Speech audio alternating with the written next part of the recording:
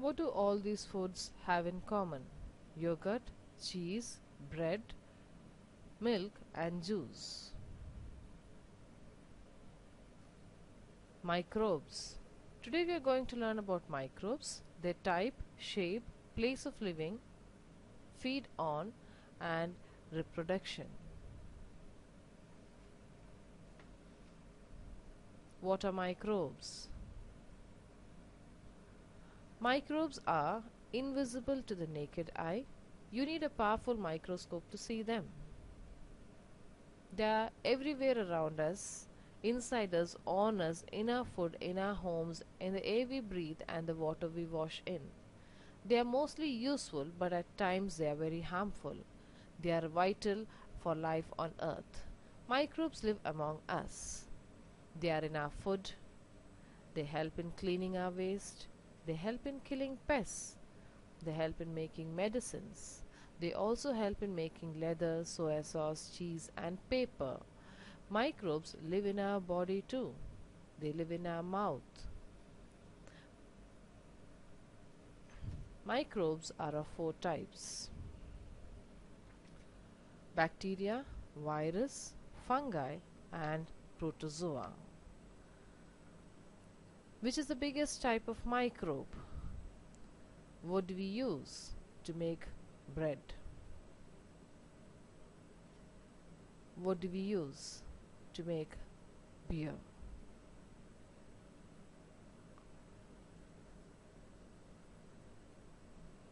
Fungi. Here's the structure of fungi: the nucleus, the vacuole, cytoplasm, starch granule. All these are tied up inside the cell membrane, which is again protected by the cell wall. Fungi is the biggest microorganism. Bacteria. Here's an image of bacteria under a microscope. This is the structure of bacteria. The structure of bacteria is as shown. The circle of DNA and cytoplasm are bound by the cell membrane, which is once again protected by the cell wall. At times, it also has a tail which will help it to swim.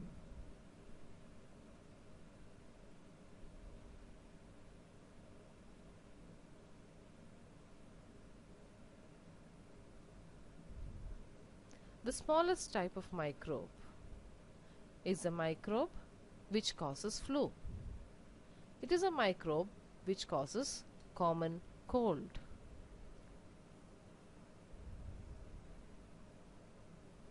See the structure of a virus. It's an animal virus structure in which you can see the DNA surrounded by the capsid is always surrounded by spikes. There are some useful microbes too. For example, yeast.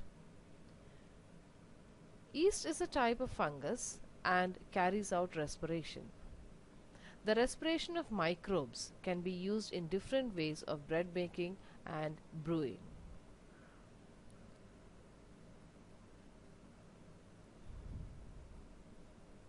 The aerobic respiration of yeast is used to make the bread rise. Yeast uses sugar in bread to carry out aerobic respiration. Glucose plus oxygen gives carbon dioxide plus water plus energy.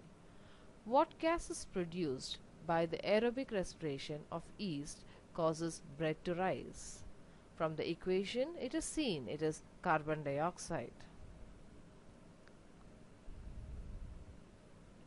Let us just test what we have learnt in the last few slides. Viruses have a tail. Is it true or false? True. Fermentation produces alcohol. Is it true or false? True.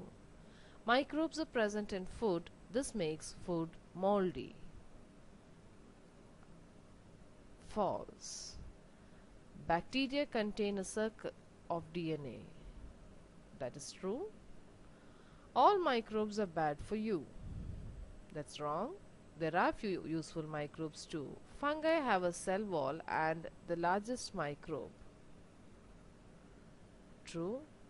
Respiration is sugar plus oxygen gives water plus carbon dioxide plus energy. That's true.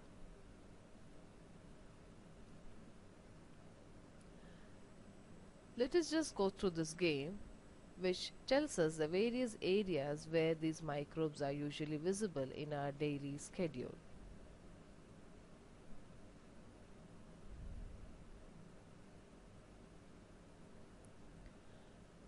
Let's try this. We are supposed to spot and click on 6 of the things where we can see virus.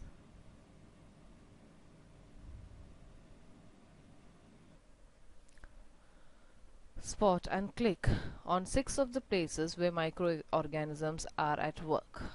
Let's check how it's done. The child is sick, so there's virus there. Yogurt there, so virus is there. Bread and virus you can find. Bacteria is there. Fresh meat, vegetables, and you can see some dry leaves in the garden. That's all where we find microorganisms. Now read the instructions at the top of the screen, which will guide you through in detail about these microorganisms.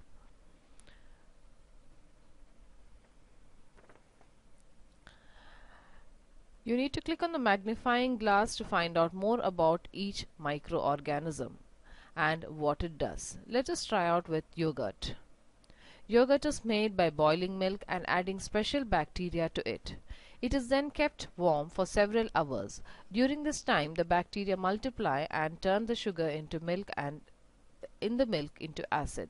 The acid makes the milk go thick and also stops any harmful bacteria growing. Did you know that the bacteria in yogurt are very good for the digestive system? Similarly, you can learn more about all the other microbes too, which we come across in daily life. Here's the structure of a virus and a fungi. Please label the parts shown in this diagram, and for any help you can refer back to the previous part of the lesson where we have discussed the cell in detail.